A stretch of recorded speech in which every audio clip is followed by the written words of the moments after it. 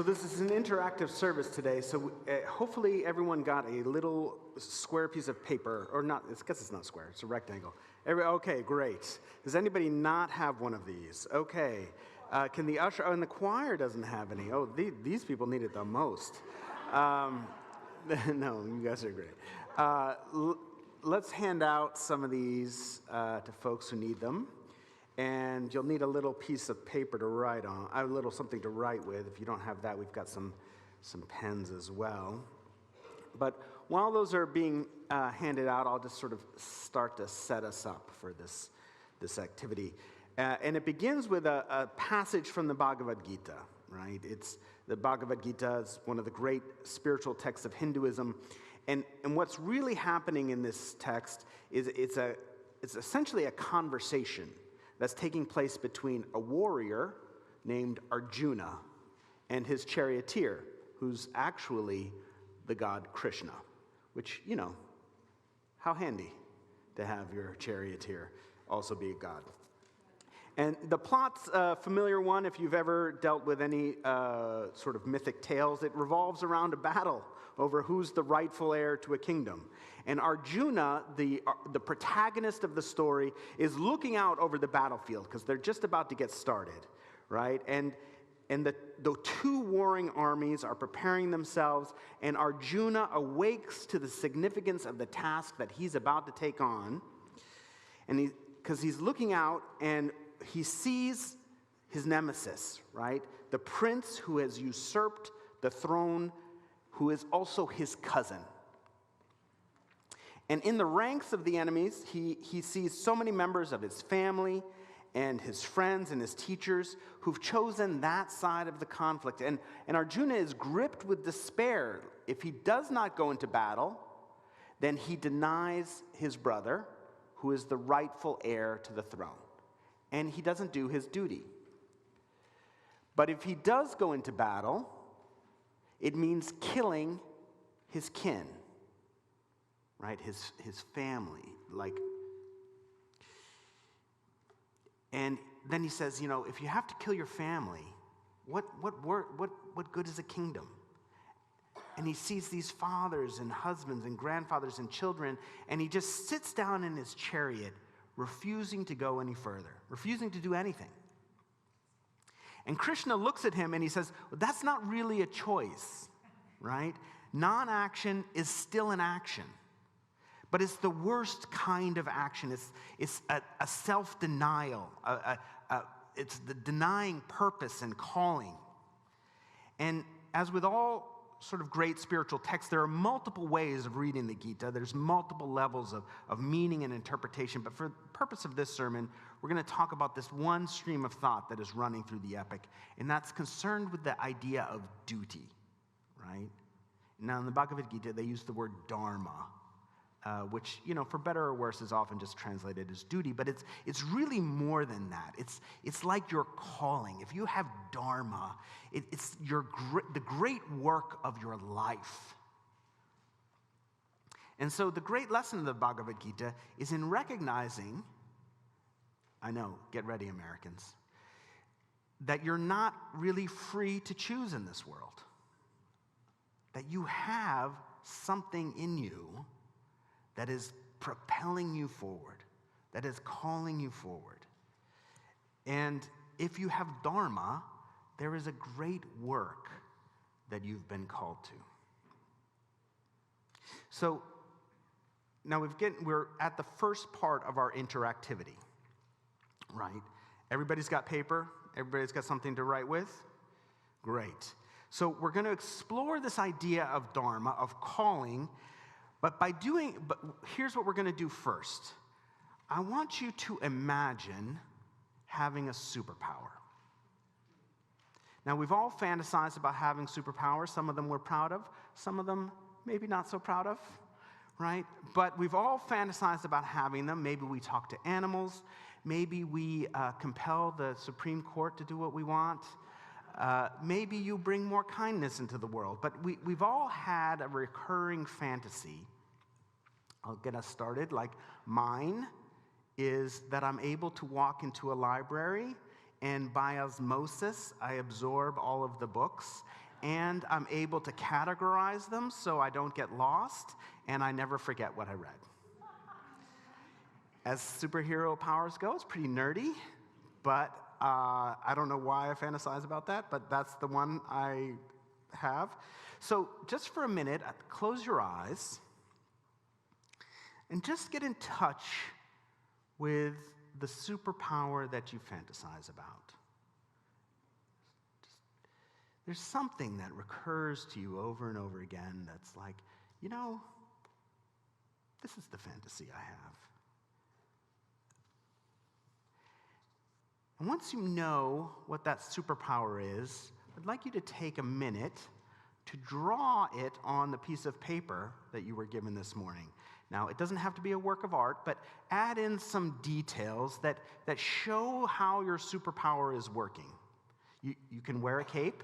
You don't have to wear a cape. My superpower does not require me to wear a cape. It just has me walking through books like this. So just draw yourself as a superhero exercising this particular superpower, and I'll bring us back with the bell. I'll give you 1 minute to do it. So, if you've drawn something, it doesn't have to be totally complete yet, but you can turn to your neighbor, groups of 2 or 3, and just share briefly what your superpower is with them. If you have a name, fantastic. If you don't have a name, I don't have a name for mine. I don't even know what mine would be called yet.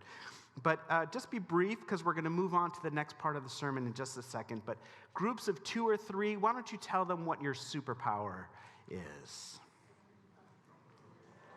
So let's slide back into the Bhagavad Gita just for a second. Let's slide back in. So we're with Arjuna, we're with Krishna, we're in the chariot, and we're looking out over the battlefield. And what we as readers know, right, is that the battlefield really is a metaphor. It's a metaphor.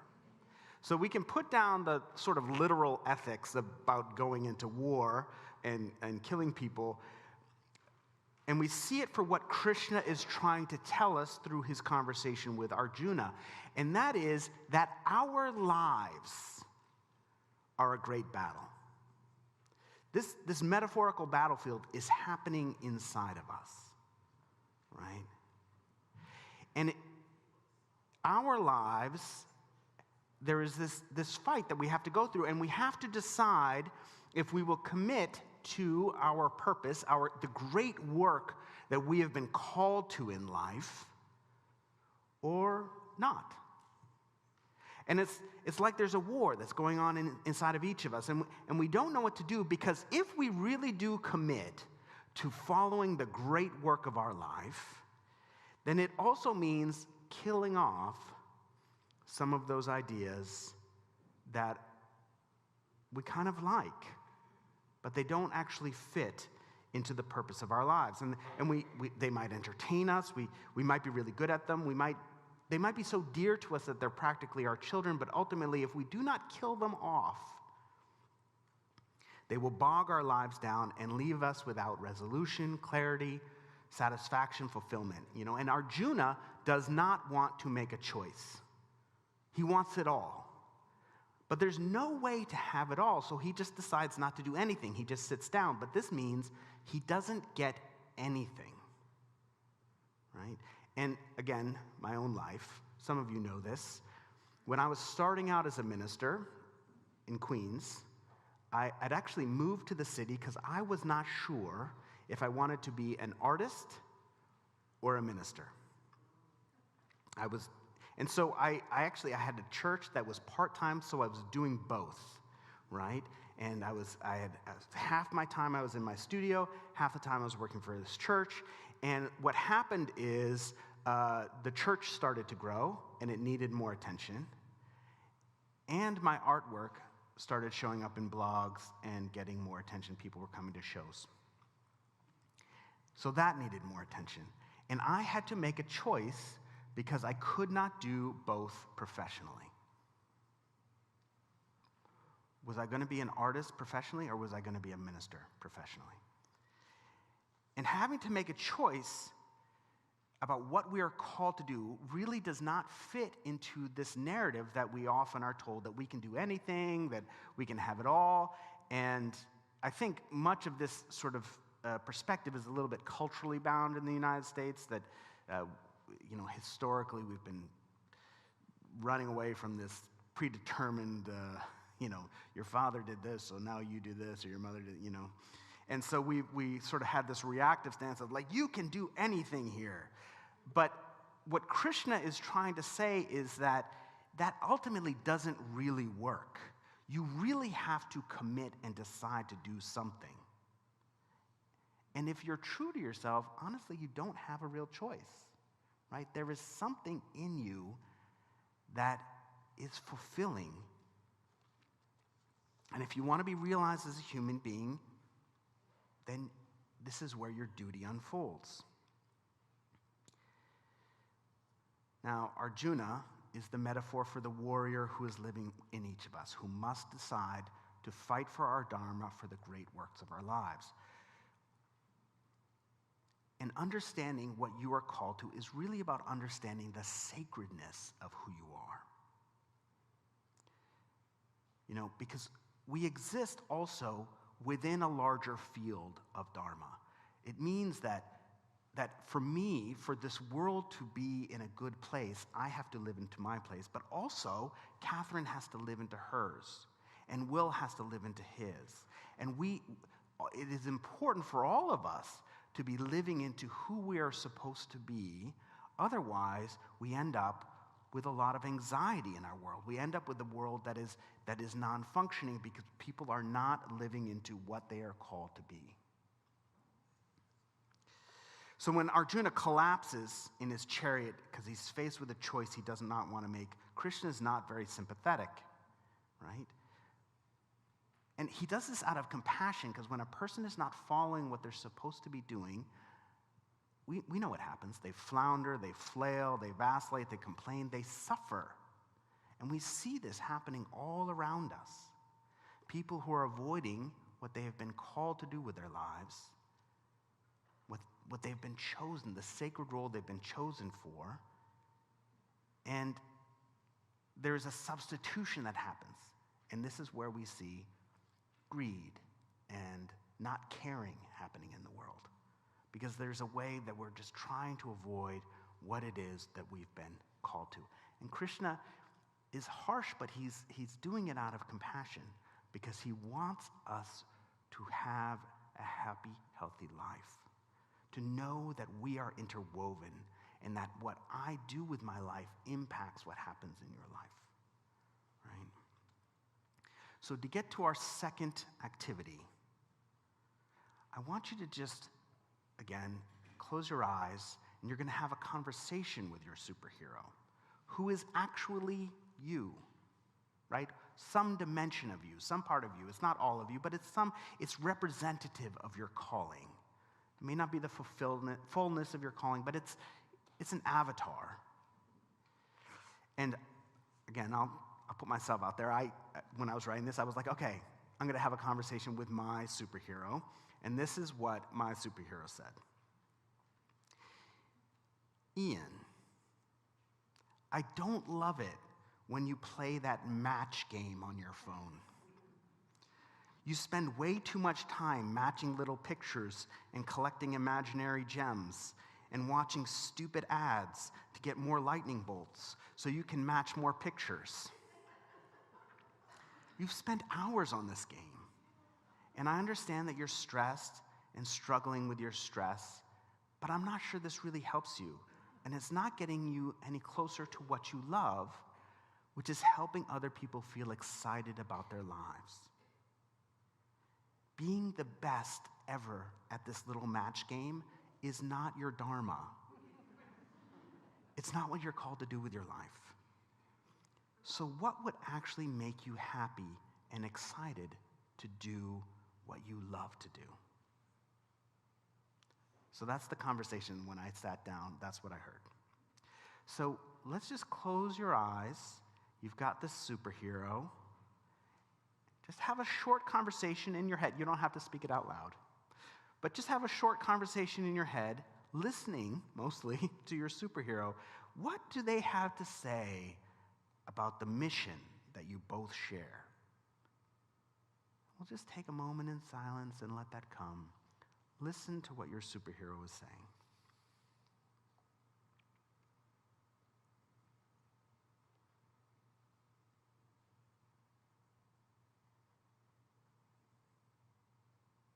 Maybe they're really supportive. Mine was critical, but yours might be really supportive.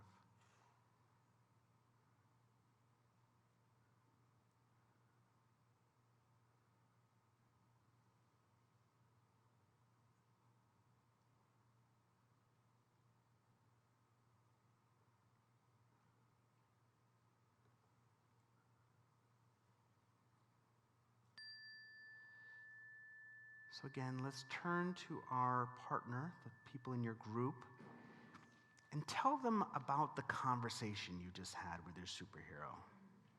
You don't have to tell them all the details. Just tell them the stuff that feels comfortable telling. But tell them what it was like to listen to what is coming up from within. Can be anything. So go ahead. You're going to have a couple minutes to do this. So when I make a decision, and I use that word intentionally, when I make a decision to work with the congregation to help them, you in this case, I think about, what are we doing? Like, who do you want to be? Right? I often think about our time together as a sacred journey that we're taking, where we begin kind of in a valley, and we know that our destination is somewhere over there, over the mountains on the horizon, right? We are traveling together. It's like a pilgrimage, right? And we don't exactly know where we're going to end up. We just know that we're on a journey together, right? And some aspects of this journey will probably include some physical acts of traveling, just like a pilgrimage. But most of it will be sort of the movement of the heart and spirit. And where your hearts and spirits are today, where mine is today, is not where our hearts and spirits will be when we get to the end of our journey together. We will be changed beings. Not every pilgrimage means that you sort of walk on your hands and knees to a great shrine or holy place. Some of these are actually really small, perhaps even imperceptible to others, but some are large, so large actually that we don't see what has happened to us until we come to the end of our life.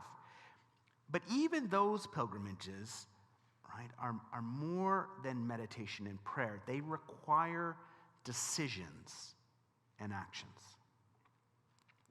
There is a great pilgrimage, a ridgeline along which your body has been moving, following the call of your Dharma your entire life. It's brought you here. That is part of what has brought you here.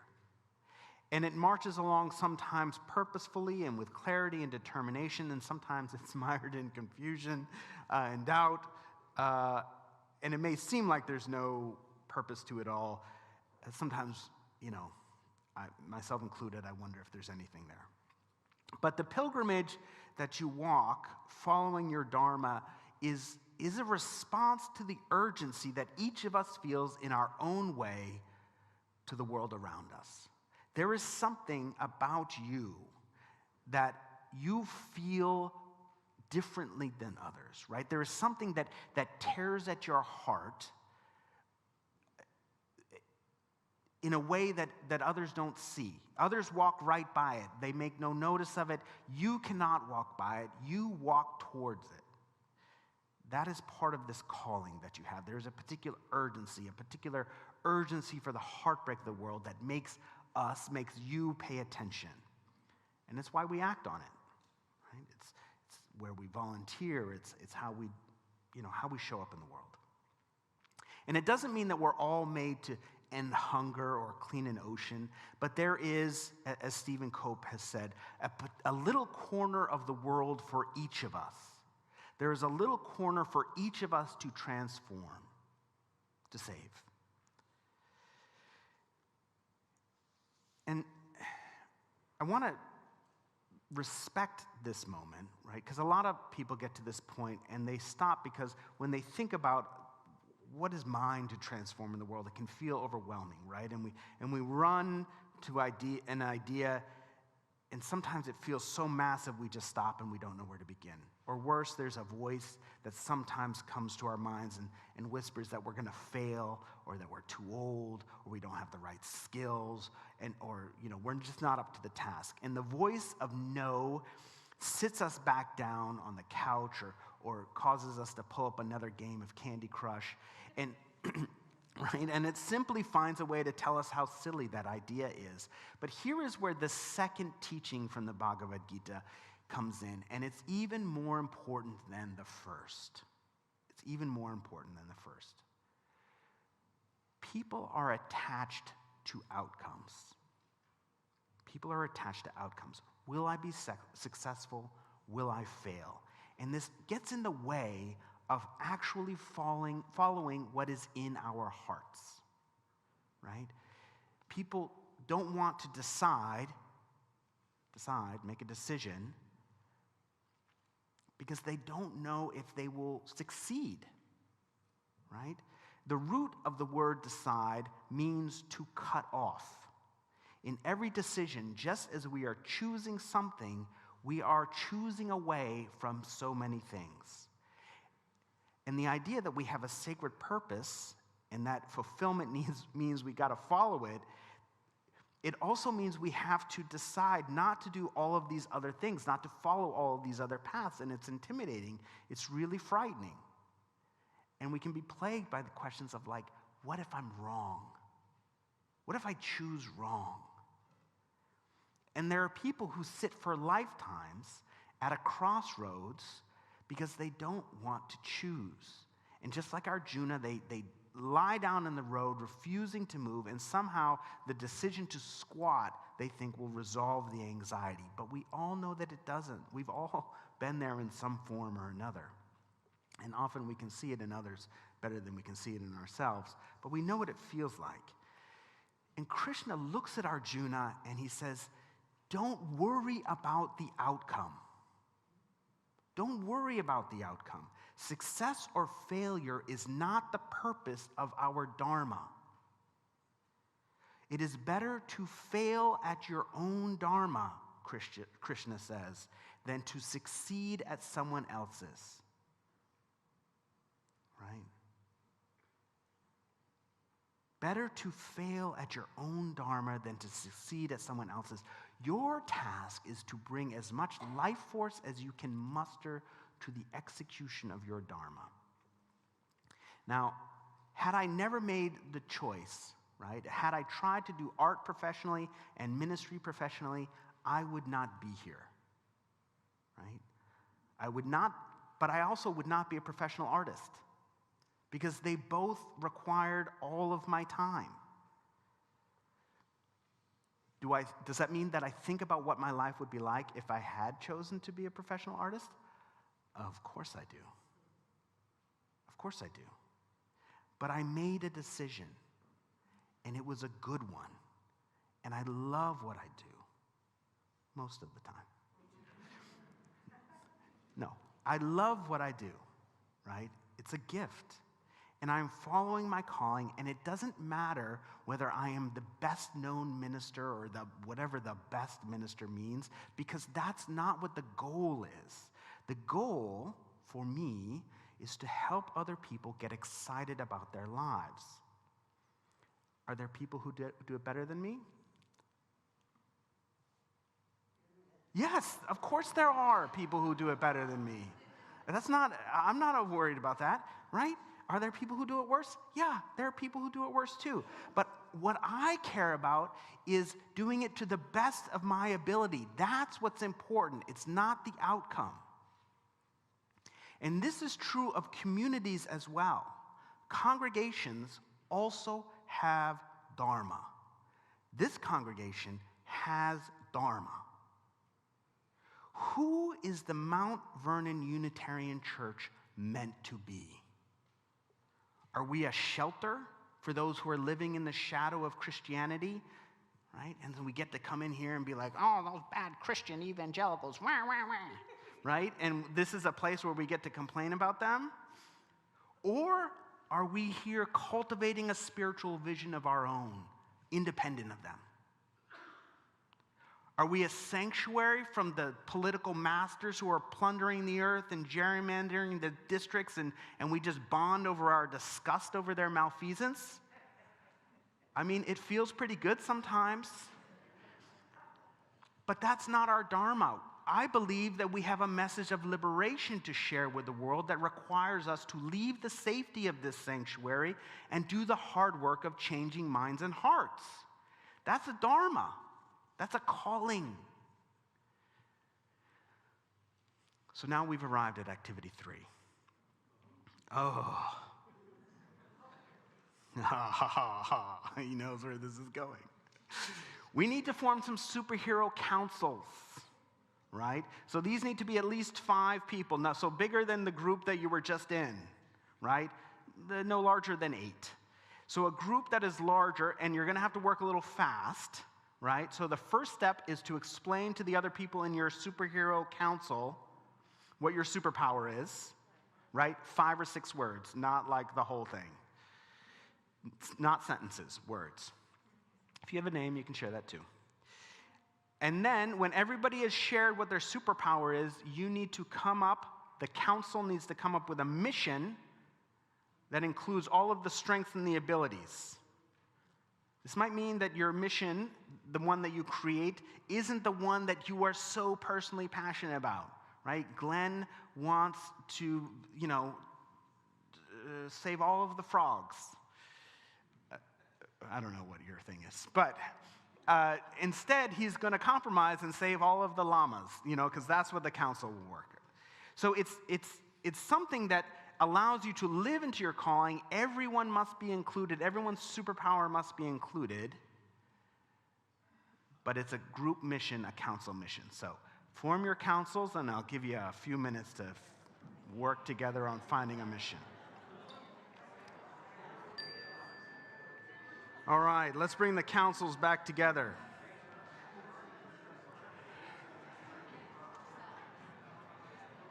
Now, each of us